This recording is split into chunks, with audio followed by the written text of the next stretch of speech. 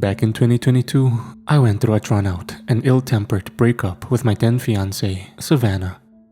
She'd been getting unusually close to one of her coworkers, and her behavior had suddenly shifted.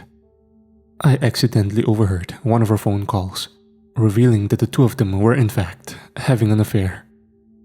I confronted her about it, and she didn't bother to hide it anymore. This was about a week before we were supposed to go on a couples retreat that we'd planned for months. So instead of a 5-day weekend with my bride-to-be, it was aiming to be a miserable pity party. But hey, the deposit was non-refundable, and I needed space.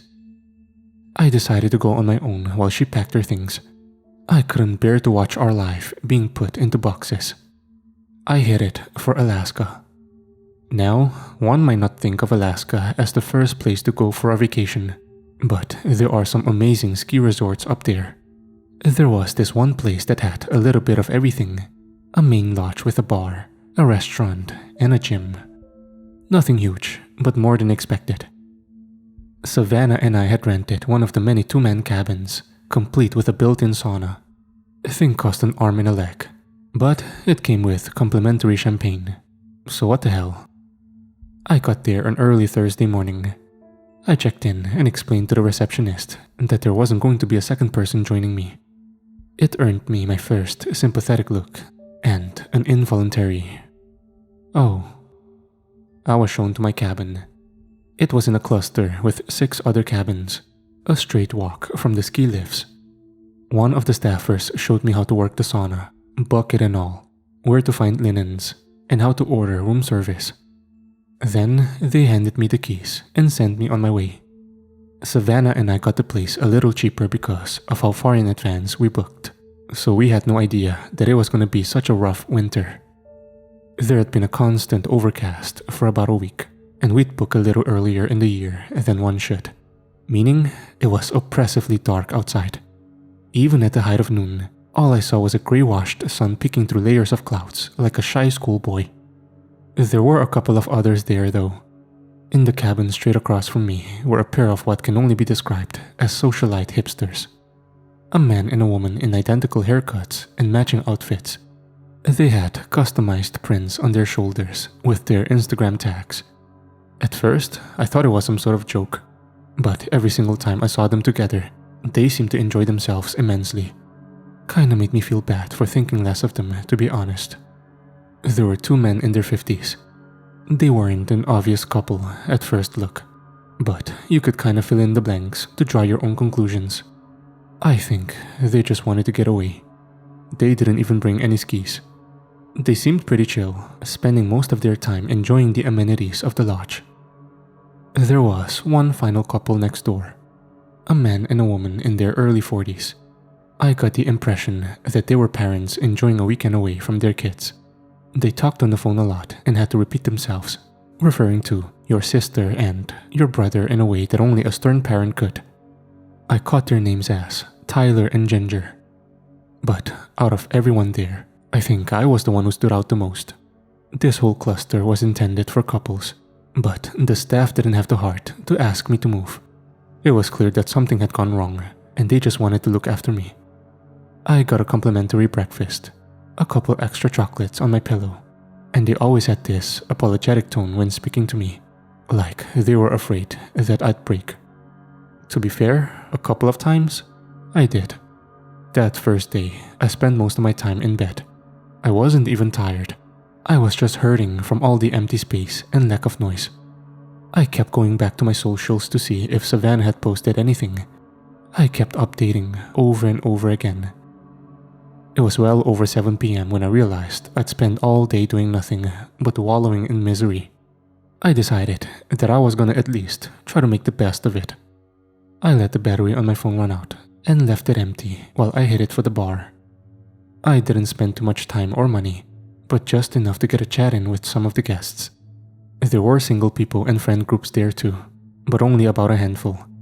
By chance, I ended up spending the evening with my next-door neighbors, Tyler and Ginger. They confirmed immediately that yes, they were indeed exhausted parents. I offered them a sympathetic mojito, and after that, we were best friends. Tyler was this enormous, lanky man, easily 6'6" and bald as an egg. Ginger, on the other hand, barely reached 5'4". You could tell she'd been stressed. It carried under her eyes. That didn't stop her from laughing herself silly at every stupid joke we made. It might have been the mojitos talking though. Later that night, I ended up taking a smoke break with Tyler out back. I hadn't smoked since college, but I figured now was as good a time as any to ruin my life a little. He handed me a lit Marlboro Red, leaning against the railing. I'd been telling Tyler and Ginger about Savannah and our recent breakup, and he was in full guy support mode. At least there's no kids involved. He sighed, sucking down his cigarette. It gets hella complicated, you know, and fast. But it's worth it, right? I asked. Tyler grimaced, bobbing his head side to side, making a little unsure hand gesture. Depends, he continued. I mean, they're gonna suck the life out of you. It's gonna be every day, all the time. There ain't no you anymore. It's us, you know. Yeah, I nodded. I get it. He finished his cigarette, flicking it into the snow. But you can see it. You can see yourself in another person. It's hard to explain, but it's like, that's you. And unless you really hate yourself, you can't help but to love him. So it's worth it then? Tyler snorted, heading back inside. He blew the last puff of his cigarettes out his nose, or it might have just been hot air mixing with the cold night. I'm theirs. I stayed behind, looking over the dark snow. Nothing gleamed or glistened. It was like a frozen black ocean as far as the eye could see. Not a single star twinkling above. The entire resort felt like something lost in deep space, isolated and displaced.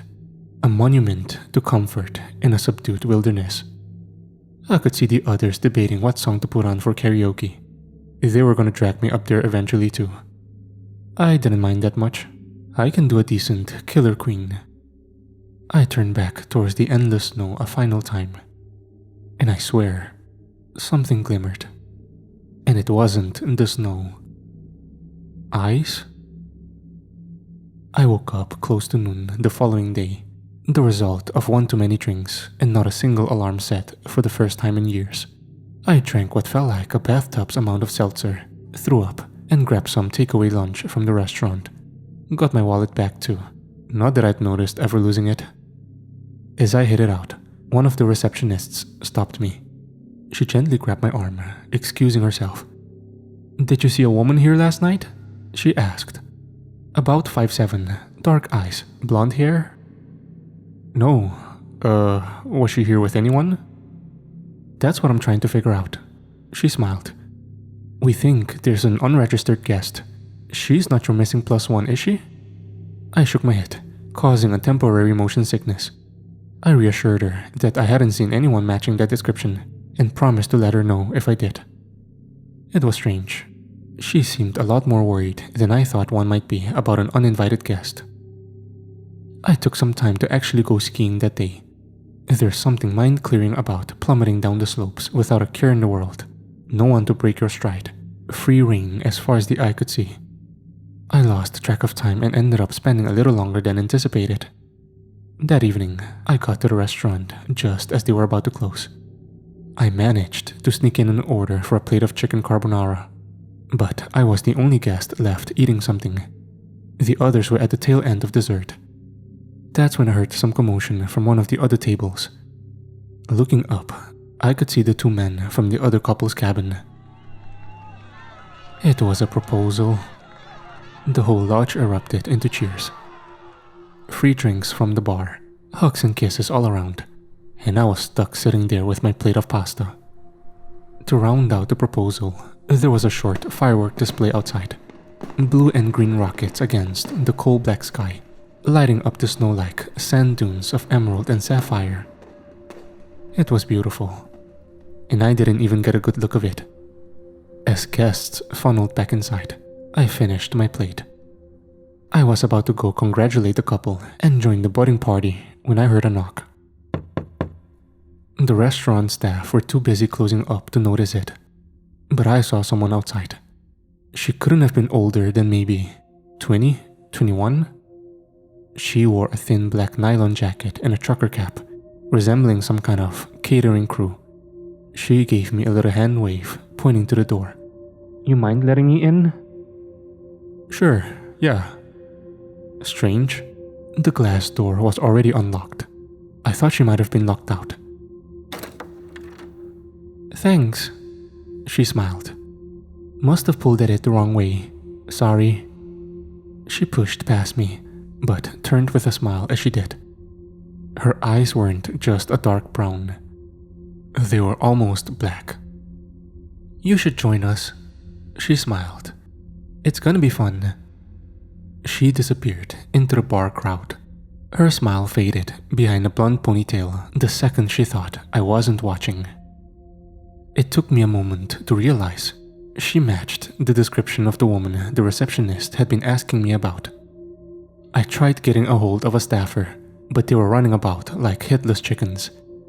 After a short but valiant effort, I decided to celebrate with the others. After all, it was Friday night, and I needed a reason to drink. Or a better reason, at least. Things got a bit hazy around midnight. The newly betrothed were off in a corner, sharing a bottle of red. Tyler was trying his best to keep Ginger from a fifth cocktail. The hipster couple had retired early, choosing to spend the remainder of the night in their cabin. Other guests filtered out one by one, leaving a handful of people behind. As I stumbled back to my cabin for the night, intent on spending some time in the sauna, I noticed the strange blonde woman in the distance. She was standing outside the hipster's cabin, knocking on their door. She looked back at me with an expressionless face, her dark eyes looking like holes in the head. I could tell something was off about her. I always could, but I didn't know exactly what. I spent the night in the sauna, not by choice, but happenstance. I didn't even start it. I just put my head down on a towel and blacked out. By morning, I was so hungover. It was also the only time the sun decided to peek out, if only to tease my retinas. I spent some time getting ready, munching on a couple of protein bars and chugging a bottle of orange juice I'd nicked from the open bar. Just past lunch, I was the only one on my feet. I didn't spot any other guests from the cluster, and all the cabins were closed. No sign of the strange blonde woman either. Maybe that was for the best. But the more I wondered about, the more I noticed something was off. The ski lift wasn't working, and most of the main lodge was locked. All the lights were off, both inside and out. The restaurant's curtains were drawn, as well as at the bar and the reception. The gym was locked with a closed sign out front. I tried knocking, but no one opened.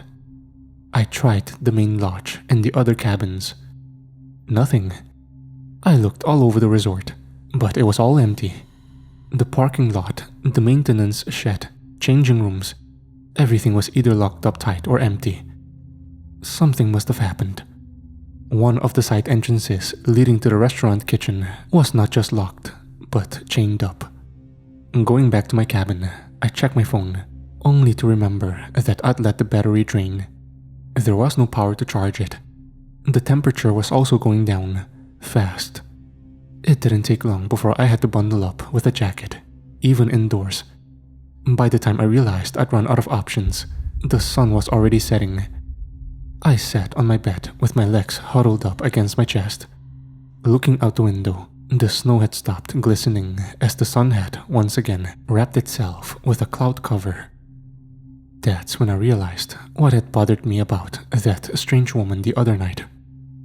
There was no vapor coming from her breath, no hot mixing with cold. It was as if she hadn't breathed at all. By nightfall, I could see movement in the distance, doors opening, lights turning on. There was laughter coming from the main lodge, a few remaining fireworks from the other night flaring up into the night sky. Someone had cranked up the music in the bar a little too loud. Heat was coming back, and power was restored. I fumbled for my phone, plugging in the charger. As I did, I spotted one of my neighbors through the window, one of the two older betrothed men. He looked ecstatic, skipping through the snow like a child.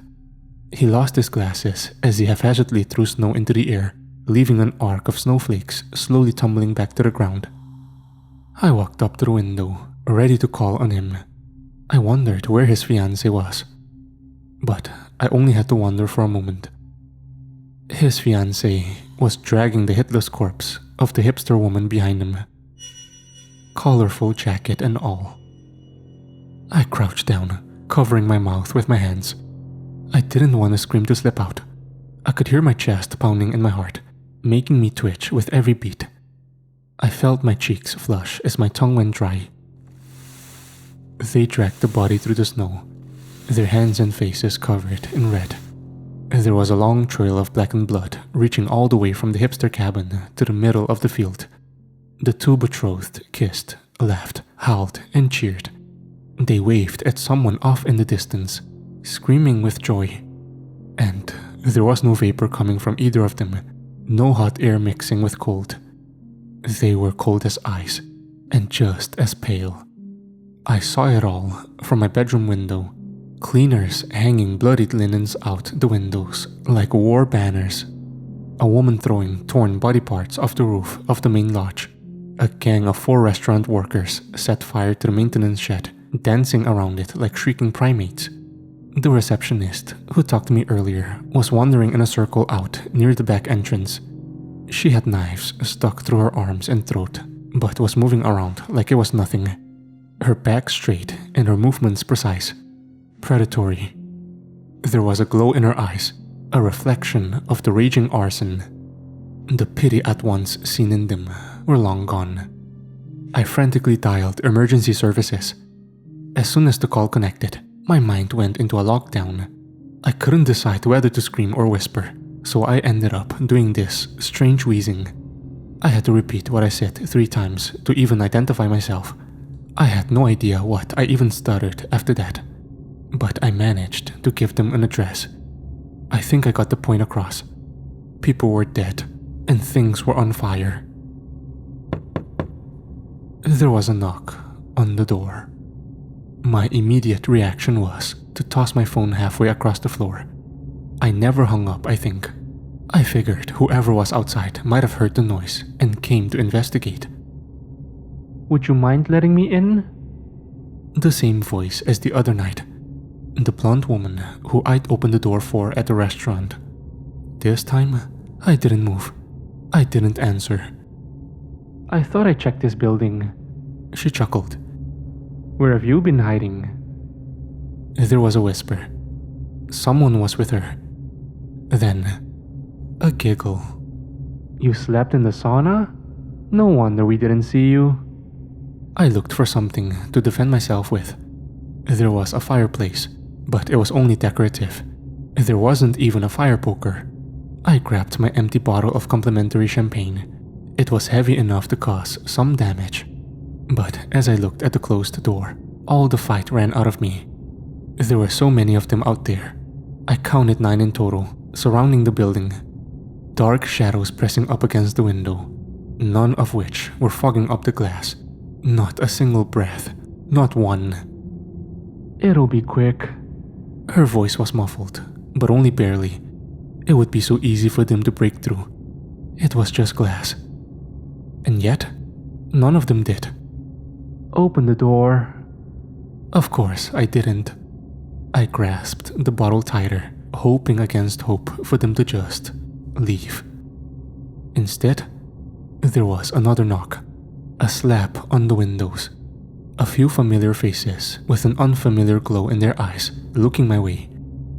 "I heard you went through a rough breakup," she sighed. "We're a community. There's no loneliness on this side of the door." Something in me snapped. It was one thing to hear someone talking, but now they were talking to me, specifically. Those words were meant for me, no one else. There was no way to trick myself into believing this wasn't happening. A reflex made me throw the bottle against the door, but it was useless.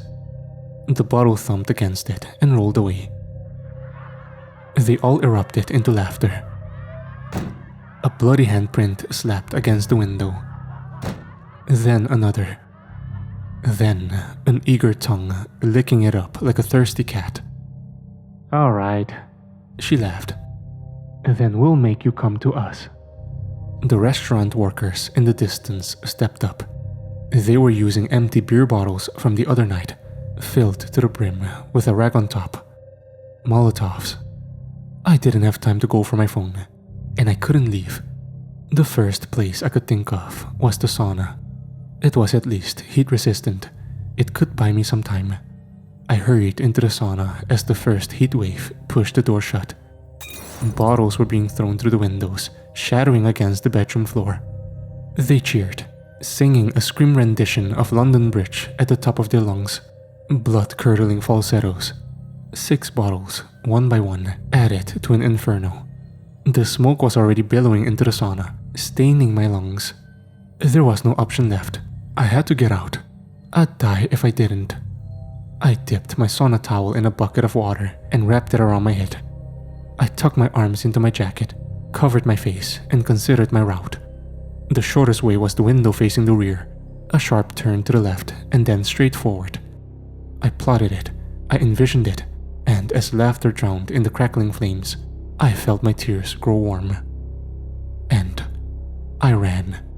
One step outside, and there was already something on me sizzling. Pain on my shoulders, like a searing sunburn. I could feel my skin flaking. I stepped down with my right foot, turned, and leaned into a sprint.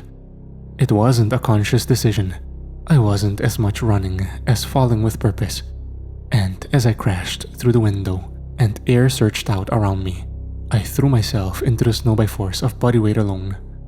I didn't stop. Stopping meant death.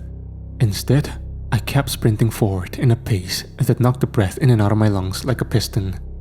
I threw the towel off my face, feeling the chill night air burn against my exposed shoulders. I was burned, but I couldn't stop to check how badly.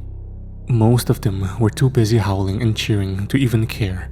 Some of them were occupied with suckling on something raw and bloody. Others were too busy enjoying each other's company. Some of them were pointing my direction. One of them fired a gun, but the shot went wild. There was only one that remained focused and calculated.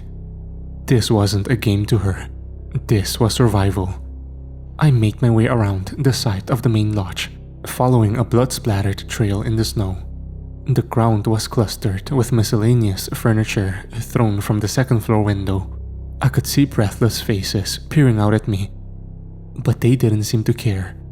Maybe they thought I was one of them. Maybe they thought they'd already won. Maybe they had. As I rounded the corner to the parking lot, I saw a familiar face. Ginger. She was perched on the hood of a car in nothing but her underwear, barefoot, with the bloodied remains of Tyler splayed out in front of her. There were no tears in her eyes, just a blank-faced 1,000-yard stare. She was holding up his left leg, licking an open wound clean as she pressed and prodded the dead veins for blood to squirt. A crazy idea went through my head as I grabbed a handful of snow and stuck it into my mouth. I tried to calm my breathing as I stepped into her vision. Hiding my breath might trick her long enough to gain some distance. There was a visible confusion on her face, maybe a hint of recognition. The snow kept my breath from turning to mist, making me look just as breathless as the rest of them. Ginger looked me dead in the eye as her face contorted into a snarl.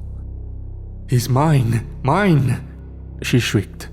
"He's all mine!" She observed every step I took. She sucked air into her lungs as if to make herself look larger, making an uncanny reverse hissing noise. There was no vapor coming from her breath as she exhaled. There was no chase. She already had her meal, like a house cat eating a Saint Bernard. I had to get out of there. There had to be something I could do other than to run blind into the wilderness. By the south corner of the main lodge, there was a pile of cloves. They smelled of turpentine, but no one had lit them on fire just yet. Maybe they wanted to add more to it before they did. I stuck my hands in there, letting the chemicals sting my open wounds, rustling through discarded shirts and pants, some of which still had limbs attached. I managed to find a set of car keys. I held onto it for dear life, thanking whatever gods may be for the little blue sunflower keychain I'd felt at the top of my fingertips. The keys led me to a camper van. There was a small picture of the two betrothed men above the glove box. Since I'd seen them out in the field, I figured I had some time before they came looking for it. I put the keys in the ignition, and my heart froze. There was a knock on the driver's side door. This is hardly a fitting domicile. Her. I fumbled the keys, trying to get the thing to start. The camper van was probably older than me, and I'm not good with driving stick, but I didn't have much choice. Invite me. That's just it, isn't it? I cried. You can't do it. You can't come in. You wanna bet? Yeah, I nodded. Yeah, let's bet. Let's do it. I was just buying time. The moment the engine roared to life, I stepped on the gas. The bloodied hand squeaked against the window as I took a hard right turn, making the tire slip on the graveled road. I saw it all in the rearview mirror. The fires and the gathering crowd. Some of them waved goodbye. Some cheered. All of them rejoiced. Together. Breathless. By the time I got to a nearby town, fire trucks had already passed me by. Once I talked to the police, they seemed to already know the story. To them, there had been reports of arson, several casualties, about 8 in total. They had people on site investigating, but the people I'd seen out there, celebrating a massacre, they were never reported as victims or suspects. In fact, they were seemingly just innocent bystanders. I have kept my eye on this for years. Some of the firemen who got to the resort that night have permanently switched to night shifts. Most of those who survived that night have mysteriously vanished from social media, but they still pop up in posts, very much alive and kicking. I've seen people who look suspiciously similar to Ginger and the two betrothed men. They didn't fake their deaths or disappear. They just made themselves socially invisible, slipped into the background. All deaths were easily explained. Arson. All they found were burnt bodies, and the fire marshal in charge seemed less than eager to delve deeper into the causes. Most of the eyewitness accounts were taken on face value. Strange how the fire marshal first changed to a night shift, then fell off the radar completely. It was arson. End of story. No need to look closer. In my 911 call, no one ever heard about it. No wonder they didn't bother to hide it all from me. I was never a threat. They had already done what they came for. That one woman, the one who didn't breathe, was the source of it all. And to the best of my knowledge, she is still out there. And she is not alone anymore.